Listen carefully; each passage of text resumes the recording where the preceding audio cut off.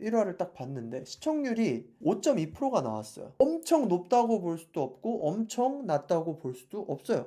근데 그냥 1화를 봤을 때 느낌이 어땠느냐? 그냥 개재밌어. 순수 웃음으로 예능 보면서 이렇게 웃었던 게 너무 오랜만인 것 같은 거예요. 안녕하세요. 온갖 것들에 대한 통찰을 파는 고양식당입니다. 하이. 냉장고를 부탁해가 시작을 했습니다.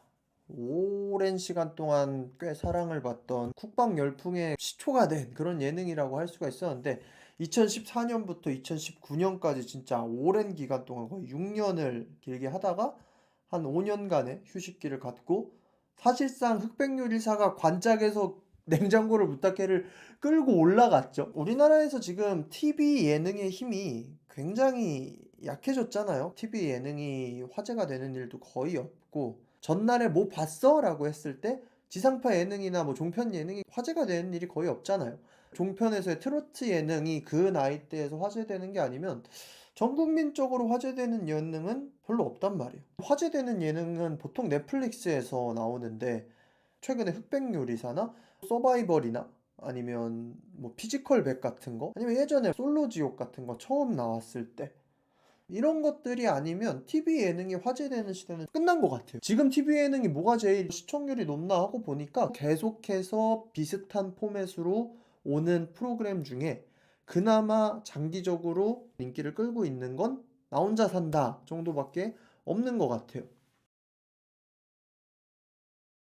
예능 프로그램을 좀 나눠보면 제가 느낀 걸로는 포맷의 힘이 강한 예능, 포맷의 힘이 강한 예능이랑 인물의 힘이 강한 예능이 있는 것 같아요. 그럼 이 인물의 힘이 강한 예능은 뭐냐 하면 포맷은 굉장히 단순해. 엄청 두 줄로 설명할 해도 끝날 만큼 단순해. 포맷 자체는. 그러니까 포맷이 느슨하니까 누가 껴도 상관이 없는 거고 어떤 화제성 있는 인물이 어떻게 등장해도 아무 상관이 없는 거야. 예를 들어서 뭐 유퀴즈 같은 것이 있죠. 원래 유퀴즈는 바깥에서 돌아다니면서 사람들 만나는 프로그램이었지만 지금은 아니잖아요. 지금 유퀴즈의 포맷을 그냥 단순하게 설명하면 조세호와 유재석이 화제되는 인물을 만난다. 끝이에요. 우리나라에서 제일 포맷이 느슨한 토크쇼인 거죠. 포맷이 강한 건 뭐가 있을까? 서진이네 같은 거, 삼시세끼 같은 거. 정확히 해야 되는 일들이 정해져 있는 예능들. 최강야구. 뭐 뭉쳐야 찬다. 이런 것들은 포맷의 힘이 강한 예능이죠. 요즘 예능 돌아가는 거를 봤을 때 포맷의 힘이 강한 예능은 별로 힘을 쓰지 못하고 있어요.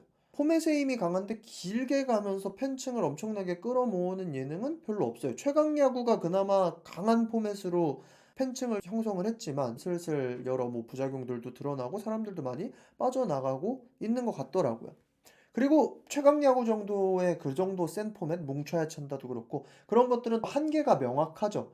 축구에 관심이 없거나 야구에 관심이 없는 사람들은 애초에 볼 생각이 안 드는 거야. 일정 이상의 파일을 무조건 확보해서 갈 수 있지만 확장성이 적어. 이런 것들이 강한 포맷의 단점이라고 볼 수가 있는 거죠. 아무튼 가늘고 길게 숨 쉬면서 가는 예능들의 특징은 나 혼자 산다 같은 경우도 원래는 진짜 찐한 그 자취인 라이프를 보여주던 것에서 이제는 아무나 나오는 관찰 예능, 결혼만 안 하면 다 나올 수 있는 관찰 예능이 돼버렸고, 그러니까 이런 느슨한 포맷으로 가는 것들이 길게 가는 거야. 그럼 결국에 이것들은 포맷의 힘이 아니라 맨파워죠. 그냥 사람이 얼마나 매력적인가, 어떤 매력적인 사람을 적재적소에 데리고 나와서 그 사람의 삶을 보여주는가, 이런 것들이 결국엔 예능이 되는 것 같아요. 왜냐면 사람들이 이제 빨리 질려. 뭔가 긴 포맷의 안정적임보다는 빨리빨리 순환되면서 더 재밌는 거, 더 재밌는 거, 새로운 거를 계속해서 찾게 돼. 왜냐? 유튜브도 그렇고, 넷플릭스도 그렇고, 뭐, OTT들도 그렇고, 다 시즌제로 끊어가니까 조금 지겹다 싶으면 끝나고, 조금 지겹다 싶으면 끝나고, 이게 훨씬 더 제작하는 입장에서도 효율적이고, 기획하는 입장에서도 효율적이고, 퀄리티가 올라가니까 시청자들도 굳이 질질 끄는 예능을 보지 않는다는 거죠. 그래서 이번 냉장고를 부탁해가 새로 시작할 때 좀 궁금했어요. 잘 될까? 이게? 물론 초반은 당연히 잘 되겠지. 처음엔 잘 될 수밖에 없는 이유는 흑백 요리사의 그 엄청난 수혜를 입은 최연석 셰프 같은 경우도 TV로 많이 알려진 게 이 냉장고를 부탁해 때문이었고, 그래서 사람들이 셰프들이 매력적이라는 걸 더 알았어. 예전에 냉부 때도 알았지만 흑백 요리사로부터 더 알았고, 그 흑백 요리사에서 화제가 된 인물들을 냉장고를 부탁해 2에서 진짜 제대로 캐스팅을 딱 해 갖고 왔어요. 심지어 에드워드 리까지 데리고 오고, 최강록 셰프도 데리고 오고, 급식대가님, 박은영 셰프님 다 데리고 왔어요. 김성주, 안정환 그대로 데리고. 그러니까 굉장히 출연진에 공을 많이 들인 것을 알 수가 있는 거죠. 이제 1화를 딱 봤는데 시청률이 5.2%가 나왔어요. 시청률이 5.2%. 엄청 높다고 볼 수도 없고 엄청 낮다고 볼 수도 없어요. 근데 그냥 1화를 봤을 때 느낌이 어땠느냐? 그냥 개 재밌어. 순수 웃음으로 예능 보면서 이렇게 웃었던 게 너무 오랜만인 것 같은 거예요. 아까 말한 그 두 가지 부류, 포맷이 느슨한 예능이랑 포맷이 빡센 예능이랑 이걸 비교했을 때 냉장고를 부탁해는 포맷이 개빡센 예능이죠. 확실한 포맷이 있어요. 게스트들이 나오지만 게스트들의 냉장고로 15분 동안 셰프들이 요리 대결을 펼친다는 정말 딱 정해져 있는 포맷이 존재한단 말이야. 근데 그 사이에 웃음을 줄 수 있는 포인트가 너무 많잖아요. 김성주, 안정환이 예전에도 깐족거렸었는데 이번엔 더 깐족거려. 진짜 와, 나온 셰프들 멘탈이 나갈 정도로 깐족거리고, 최강록 셰프는 안 그래도 굉장히 주저주저 하면서 나왔는데 아직 자기 요리 대결도 안 했는데 그 안정환, 김성주가 깐족깐족거리는 거 보면서 멘탈이 더 나간 표정으로 최강록 셰프는 아무 대사 없이 비춰주기만 해도 얼굴만 봐도 웃겨. 김풍마저도 아 제발 그만 깐족거려요 막 이러면서 하는데, 그런 허둥지둥하는 오랜만에 와서 텐션도 올라가고, 안정환 같은 경우도 냉장고를 부탁해를 통해서 방송인으로 거듭난 느낌이었는데 그땐 되게 날것의 느낌이라면 지금은 엄청 완성된 방송인 텐션이 쫙 올라가니까 김성주랑 둘이 굉장히 세게 확 나가더라고요. 그러니까 그냥 순수 웃음으로 너무 재밌었어. 그리고 게스트도 굉장히 신경을 많이 쓴 것 같은 게 영탁이랑 침착맨. 영탁은 50, 60, 70 완전히 엄청난 인지도를 가지고 있는 가수고, 침착맨은 10대부터 30대, 40대까지도 다 커버할 수 있는 이 반대의 게스트를 끌고 왔으니까, 그러니까 제작진도 굉장히 신경을 많이 쓰고 데리고 온 거죠. 엄청 재밌었어요. 에드워드리 셰프는 특백 요리사에서 보여줬던 스타성이 그대로 오면서 최현석 셰프랑 요리하다가 1분을 딱 멈출 수 있었는데 1분을 멈춰놓고 자기도 멈춰.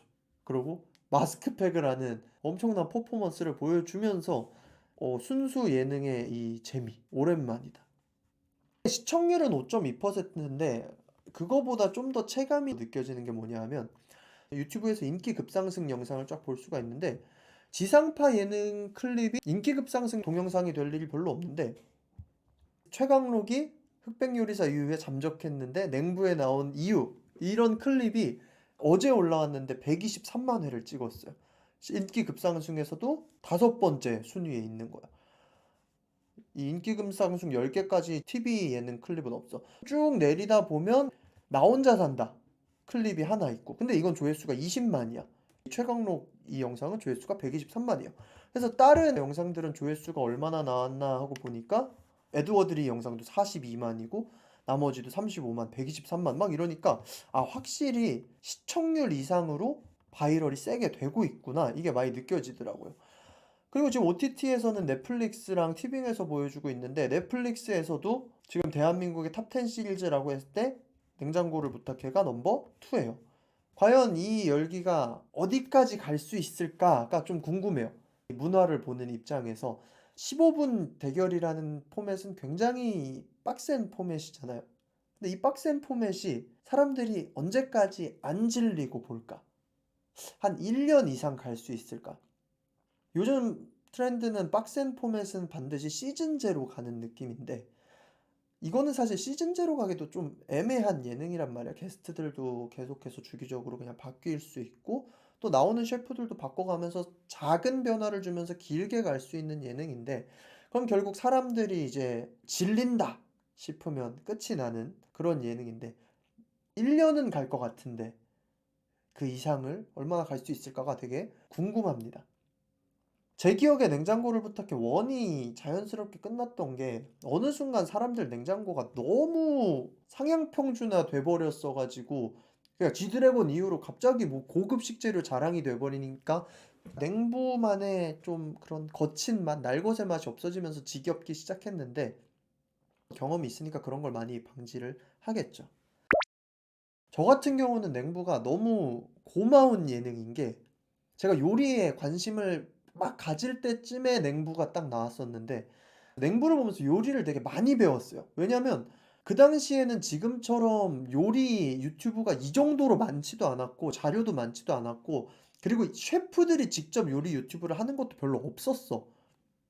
근데 여기 나와서 셰프들이 냉장고 재료 가지고 요리를 하는데 애초에 재료도 엄청 어려운 재료가 아니고 다 집에 있는 간장, 설탕, 소금, 미림 이런 것들로 만드는데 소스를 뭐 이것저것 만드는데 별게 안 들어가더라고요 다. 그때 처음 깨달은 거야. '아 재료가 어려운 게 아니라 비율들이 중요하구나.' 이거를 느끼면서 셰프들이 요리를 어떻게 하는지를 날것의 요리를 냉부를 통해 많이 배웠었는데 그래서 되게 고마운 예능이 너무 재밌기도 했고 그래서 좀 오래 갔으면 좋겠습니다. 매주 보는 예능이 최근에 많이 없었는데 올해 매주 잘 챙겨 볼 것 같습니다. 여러분들은 어떻게 보셨는지 궁금하고 김성주, 안정환 MC님의 더 깐족거림을 더 기대하면서 다음 주도 잘 보도록 하겠습니다. 여러분들의 생각도 댓글에 남겨주시고요. 지금까지 온갖 것들에 대한 통찰을 파는 고얀식당이었습니다. 그러면 빠이!